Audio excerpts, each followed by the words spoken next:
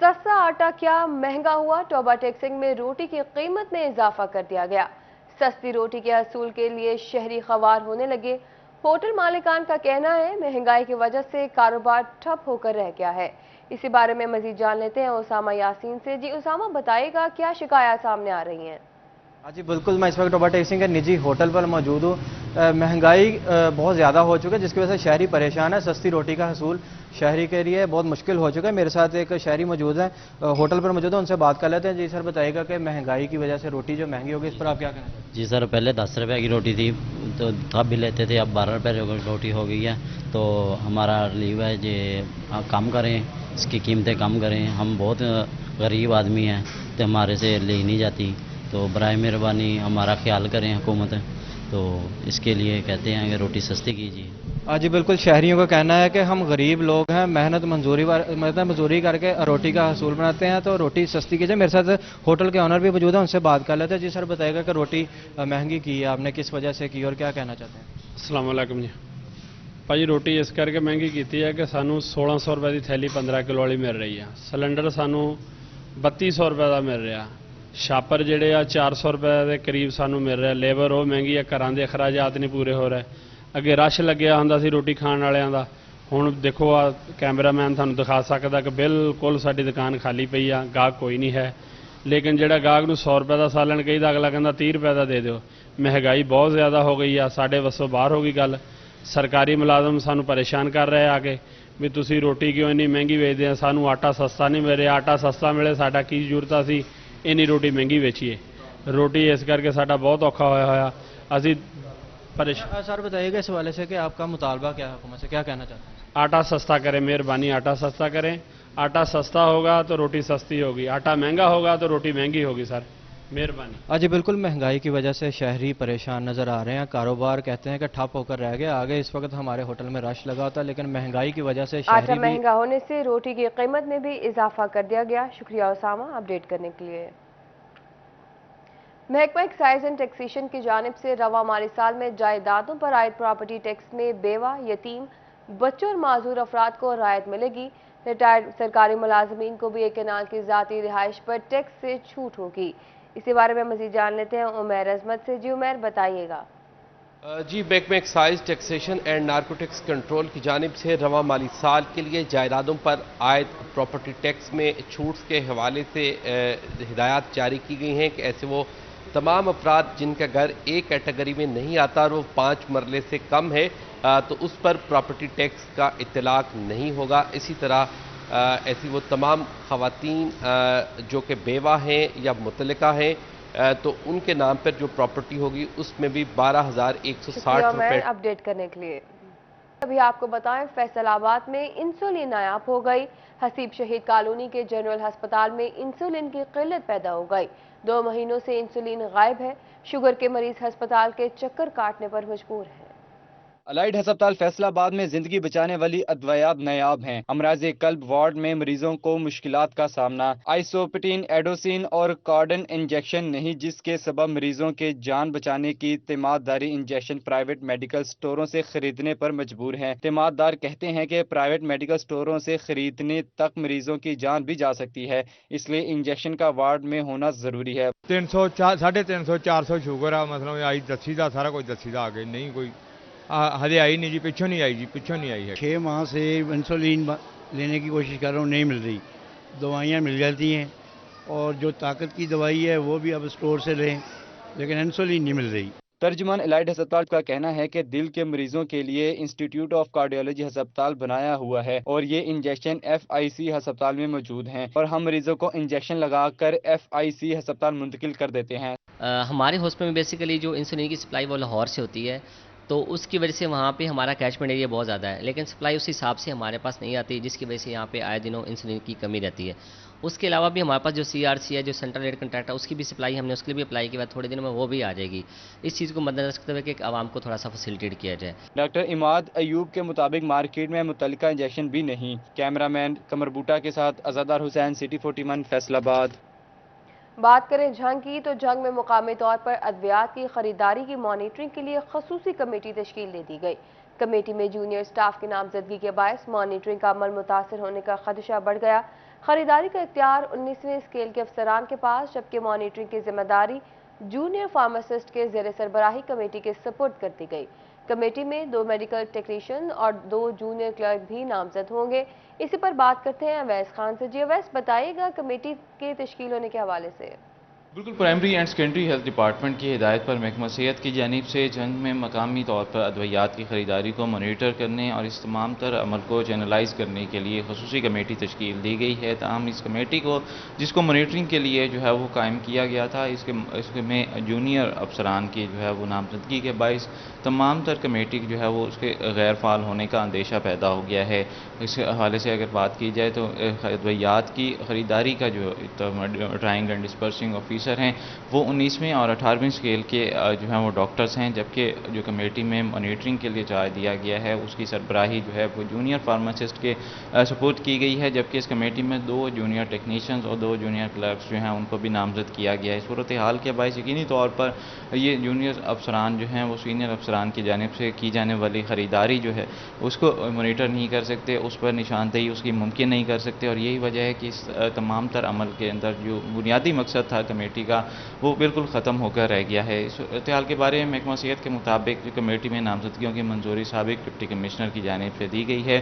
तमाम जो है वो इस हवाले से जो है मौजूदा डिप्टी कमिश्नर जो है अरशद भट्टी हैं उनकी जानिब से भी जो है इस महकमा सेहत से जो है इस कमेटी की नामजदगियों के लिए हवाले से जो तमाम तर रिकॉर्ड है उसको तलब किया गया है। ज़िला इंतज़ामिया के तर्जुमान के मुताबिक जो है इसको मॉनिटर भी किया जाएगा, कमेटी में नामजदगियों का जायज़ा लिया जाएगा, जिसके बाद जो है कमेटी में तब्दीली जो है वो लाने भी जो है मुमकिन तौर पर जो इसको तब्दील भी किया जा सकता है। सूरत हाल के बायस जो शहरियों की जाने से भी तशवीश का इज़हार किया गया और उम्मीद का इज़हार किया गया है कि ज़िला इंतज़ामिया मकामी तौर पर अद्वियात की खरीदारी का अमल तमाम तर जो है उसको शफाफियत में 2 मेडिकल टेक्नीशियन और 2 जूनियर क्लर्क भी नामजद होंगे। कमेटी की नामजदगी की मंजूरी दे दी गई है। शुक्रिया अवैस खान तफसीलात के लिए। मुलाजमीन के लिए अच्छी खबर सामने आ गई। आइंदा बोर्ड ऑफ डायरेक्टर्स के इजलास में फेस्को मुलाजमीन के बोनस का एजेंडा शामिल कर दिया गया। बोर्ड ऑफ डायरेक्टर्स की मंजूरी के बाद मुलाजमीन को बुनियादी तनख्वाह के बराबर बोनस मिल सकेगा। इसी बारे में मज़ीद जान लेते हैं अवैस अली से। जी अवैस, बताइएगा। जी बिल्कुल, फेस्को मुलाजमीन के लिए अच्छी खबर है। इसी वाले से आंदा बोर्ड ऑफ डायरेक्टर्स के इजलास में कारकर्दगी बोनस का एजेंडा जो है वो शामिल कर लिया गया है। अरसा दराज से जो है वो मुलाजमीन की जानिब से मुतालबा किया जा रहा था कि उनको जो है वो कारकर्दगी बोनस फराहम किया जाए जो कि एक बुनियादी तनख्वाह के बराबर होगा।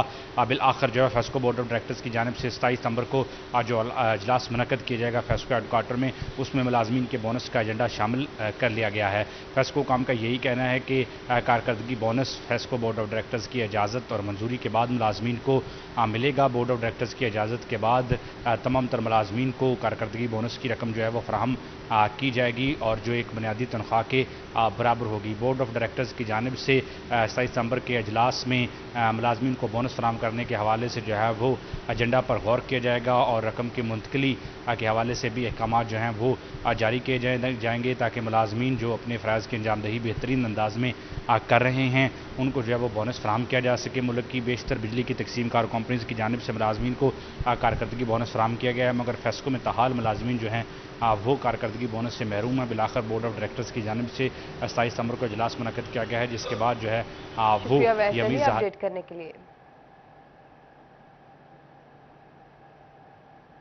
फैसलाबाद N108 के ज़िमनी इंतखाबात पाकिस्तान डेमोक्रेटिक मूवमेंट के ज़ेर तमाम मुकामी तंजीमी ढांचे को तश्कील देने की तकरीब का इनेकाद किया गया। पाकिस्तान पीपल्स पार्टी, सिटी तंजीम, नून लीग और जमीयत उलमा इस्लाम के नुमाइंदगान की शिरकत हुई। तकरीब में शुरका को N108 के इलेक्शन से मुतल्लिक ब्रीफिंग भी दी गई। मज़ीद जानते हैं मरियम रजा से। जी मरियम, बताइएगा। जी, पाकिस्तान पीपल्स पार्टी की जानिब से जो है पाकिस्तान डेमोक्रेटिक मूवमेंट की तंजीमी ढांचे के लिए एक तकरीब का इनेकाद किया गया, जहां पर तमाम पार्टियों की जानिब से जो उनके रहनुमाओं की जानिब से यहाँ पे शिरकत की गई। इस वक्त मेरे साथ यहाँ के सदर मौजूद हैं पाकिस्तान पीपल्स पार्टी के, उनसे बात करते हैं। पूछा सर, बताइएगा आज ये एक तकरीब मुनक़द की गई है, यहाँ पर ढांचे जो है तंजीमी ढांचे जो हैं वो किए गए हैं, इस बारे में क्या कहेंगे सर? बिस्मिल्लाहिर्रहमानिर्रहीम। आज PDM की जमातों पर मुश्तमिल दूसरा इजलास था और पहले इजलास में तंजीम को बनाने का फ़ैसला किया गया था और ज़िली सदर और ज़िली जनरल सेक्रेटरी साहब का फ़ैसला हुआ था।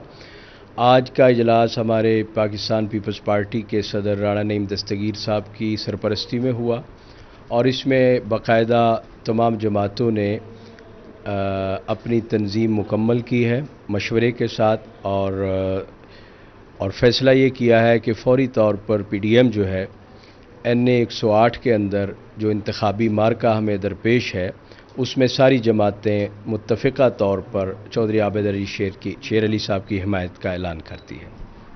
कहना था कि नून लीग की जो है हिमायत का ऐलान करते हैं, उसके साथ साथ इस तंजीमी ढांचे को जो है किस तरह से लेके चलेंगे, उनसे पूछते हैं। सर बताइएगा कि ये पार्टी जो है आज ये तकरीब भी मुनक्किद की गई है और उसके साथ साथ अब NA 108 के हवाले से किस तरह से जो है बात की गई है। सबसे पहले शुक्रिया सिटी 41 का और तमाम मीडिया का, और हाफिज़ अमजद साहब और हमारे ज़िक्रिया शाह साहब की ये मेहनत का नतीजा है कि उन्होंने आज पाकिस्तान पीपल्स पार्टी की सदारत में ये मौका दिया कि हम NA 108 के हवाले से अपनी राय का इजहार भी कर सकें, और तमाम जमातों का ये जो इत्तेहाद है उसको मैं पाकिस्तान पीपल्स पार्टी की तरफ से मुबारकबाद भी पेश करता हूँ।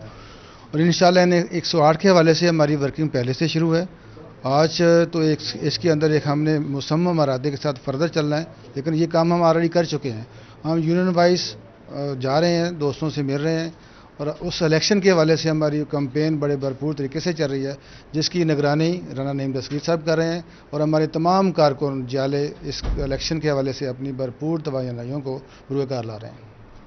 जी बिल्कुल, कहना था कि पाकिस्तान पीपल्स पार्टी की जानिब से और बाकी तमाम पार्टीज़ की जानिब से जो है NA 108 के जो इलेक्शंस होंगे उसमें भरपूर इलेक्शन जो है वो जारी है, ताकि मरीम अपडेट कर रही थी। शुक्रिया आपका। मुज़म्मिल इलियास को additional deputy commissioner revenue Jhang तैनात कर दिया गया। मोहम्मद इरफान अनवर को additional deputy commissioner general Jhang तैनात कर दिया गया है। आपको हम खबर से आगाह कर रहे हैं, मुज़म्मिल इलियास को additional deputy commissioner revenue Jhang तैनात कर दिया गया है। मजीद जानते हैं एडिटर ब्यूरोक्रेसी कैसर खोकर से। जी बताइएगा कैसर साहब। जी बिल्कुल, हुकूमत पंजाब ने मुज़म्मिल इलियास जो additional deputy commissioner general Jhang थे उनको तब्दील करके additional deputy commissioner revenue Jhang तैनात किया है, और मोहम्मद इरफान जो महकमा एंटी करप्शन में खिदमात अंजाम दे रहे थे उनको वहां से एंटी करप्शन से तब्दील करके additional deputy commissioner general Jhang तैनात किया है। महकमा SNG ने ये नोटिफिकेशन जारी कर दिया है, और इन दोनों अफसरान को फौरी तौर पर फिल फौर चार्ज संभालने का हुक्म दिया गया है। जी आगे बढ़े और आपको बताएं, इंसाफ में ताखीर का सिलसिला जारी। अदालतों में ज़ेर समाअत मुख्तलिफ केसेस की तादाद 7,500 से तजावुज़ कर गई। फैसलाबाद हेडक्वार्टर्स में 380 कत्ल के केस अभी तक ज़ेर इल्तवा हैं। फैसलाबाद की अदालतों में जेर समाअत केसेस की तादाद 7,500 से तजावुज कर गई। फैसलाबाद हेडक्वार्टर में कत्ल के 380, मंशियात के 418, हरासमेंट के 40 से ज्यादा केसेस जेर समाअत हैं। District and session Khalid Bashir के पास कत्ल के 16 और मंशियात के 50 केसेस जेर समाअत हैं। एडिशनल सेशन जज मुनसिफ अली खान के पास मंशियात के सबसे ज्यादा 81 केसेस जेर समाअत हैं। इसी तरह एडिशनल डिस्ट्रिक्ट एंड सेशन जज राजा शाहिद जमीर के पास कत्ल के सबसे ज्यादा 49 केसेस जेर समाअत हैं, जबकि एडिशनल सेशन जज मंसूर अता के पास कत्ल के सबसे कम 5 केसेस जेर समाअत हैं। स्पेशल लॉ के तहत चलने वाले 89 केसेस मुख्तलिफ अदालतों में जेर समाअत हैं। केसेस की बढ़ती शरह के हवाले से वकला का कहना है कि पुलिस की कोताहियों की वजह से कत्ल केसेस का ट्रायल सुस्त रवि का शिकार होता है। पुलिस ज्यादा से ज्यादा 17 दिन में चालान जमा करवाने की पाबंद है। वकला ने कहा, पुलिस कई माह तक चालान अदालतों में जमा नहीं करवाती। पुलिस बंद कमरों में तफ्तीश तक महदूद रहती है। अरेस्ट में आपने 17 डेज में चालान जमा करना। You have to do all the investigation, you have to do that investigation hidden और द ओपन। ठीक है जी, जैसे भी आप इन्वेस्टिगेशन करते हैं उस इन्वेस्टिगेशन को आपने सबमिट करना है before the competent forum. Competent फोरा ने जो है वो उसको डिसाइड करना है कि जी what exactly the situation is और हम कहाँ स्टैंड कर रहे हैं जी। पुलिस ने बर वक्त चालान पेश करने का अमल शुरू न किया तो रुके हुए केसेस की तादाद में इजाफा होता रहेगा। कैमरामैन हसन चौहान के साथ हाशिर वड़ाई, सिटी 41 फैसलाबाद। फैसलाबाद में प्रेशर हॉर्न और धुआं छोड़ने वाली गाड़ियों के खिलाफ मुहिम जारी है। चीफ ट्रैफिक ऑफिसर मियां अकमल कहते हैं, स्मोक के खदशात कम करने के लिए धुआं छोड़ने वाली गाड़ियों के खिलाफ कार्रवाई नागुज़ेर है। प्रेशर हॉर्न लगाने वालों के खिलाफ भी एक्शन लिया जा रहा है। इसी हवाले से मजीद जान लेते हैं तैयब मकबूल से। जी तैयब बताइएगा। जी बिल्कुल, फैसलाबाद भर में सिटी ट्रैफिक पुलिस फैसलाबाद की जानिब से धुआं छोड़ने वाली गाड़ियों और प्रेशर हार्न्स के खिलाफ मुहिम शुरू कर दी गई है और इस हवाले से रोज़ाना की बुनियाद पर गाड़ियों से प्रेशर हार्न भी उतारे जा रहे हैं और जिन गाड़ियों में प्रेशर हार्न नस्ब किए गए हैं उनके खिलाफ कार्रवाई भी जारी है। इसी तरह धुआं छोड़ने वाली गाड़ियों के खिलाफ भी रोज़ाना की बुनियाद पर सिटी ट्रैफिक पुलिस के वार्डन्स कार्रवाइयाँ अमल में ला रहे हैं। चीफ ट्रैफिक ऑफिसर फैसलाबाद मियाँ मोहम्मद अकमल हमारे साथ मौजूद हैं। इन कार्रवाइयों और इस खसूसी मुहिम के हवाले से हम उनसे तफसीलात जानेंगे। सर बताइएगा कि क्या पैगाम देना चाहेंगे प्रेशर हार्न्स लगाने वालों को और धुआं छोड़ने वाली गाड़ियों को रोड पर लाने वालों को? जी बिल्कुल, आपने दुरुस्त कहा। इसी तरह ये ऐसे ही है कि ये दोनों मुहिमात हमारे ज़ोर शोर से जारी है। जो प्रेशर हार्न है, जिससे तो बड़ा आपको पता है कि जो नॉइज़ पोल्यूशन होती है उस हवाला से लोगों के बड़े डिस्टर्ब होते हैं, तो इन्होंने बहुत ज़्यादा लगाए हुए हैं, तो भरपूर कार्रवाई कर रहे हैं। इंशाल्लाह हमारे जितने ट्रैफिक के अफसरान हैं बड़े ज़ोर शोर के साथ अता रहे हैं। मैं उनको इनाम भी दे रहा हूँ, उनको CC3 दे रहा हूँ, प्लस कैश रिवार्ड दे रहा हूँ, जो अच्छी कार्रवाई कर रहे हैं। इसी तरह धुआं छोड़ने वाली गाड़ियाँ जो हैं वो भी, क्योंकि पोल्यूशन आपको पता है स्मोक का मौसम आने वाला है, तो उस हवाला से भरपूर हम कार्रवाई कर रहे हैं। पहले हमने एजुकेट किया है गाड़ियों वालों को कि अपने अपने इंजन वगैरह दुरुस्त करवाएं ताकि ये धुआं ज़्यादा ना छोड़ें। तो अब उसके बाद हमने चार्ज करना शुरू कर दिया है। अब इंशाल्लाह इस दोनों भरपूर जो इन मुहिम के बाद हम इंशाल्लाह जो हमारे रिक्शे पे मौसीकी चलाई जाती है गलत किस्म की, उनको टेप रिकॉर्डर वगैरह इंशाल्लाह उसको भी हम का हिस्सा बनाएंगे। आइंदा चंद दिनों में भरपूर इस सिलसिला में वो भी कार्रवाई जारी रखें। जी बिल्कुल, चीफ ट्रैफिक अफसर की जानिब से बताया गया कि आने वाले दिनों में स्मोक का मौसम शुरू हो रहा है और इस दौरान लोगों को बीमारियों का सामना करना पड़ता है। जो धुआं छोड़ने वाली गाड़ियां हैं वो स्मोक का बड़ा सबब बन रही हैं। इसी सूरत हाल को मद्देनजर रखते हुए धुआं छोड़ने वाली गाड़ियां और सौती जो आलूदगी है उसको रोकने के लिए प्रेशर हार्न्स के खिलाफ कार्रवाई जारी है और मुस्तकबिल में आने वाले दिनों में रिक्शों पर जिन्होंने ऊंची आवाज में लाउडली स्पीकर लगाने वालों के खिलाफ भी एक्शन लिया जाएगा। शुक्रिया तैयब अपडेट करने के लिए। फैसलाबाद चैम्बर ऑफ कॉमर्स के सदर आतिफ मुनीर की पावरलूम मालिकान से मुलाकात हुई।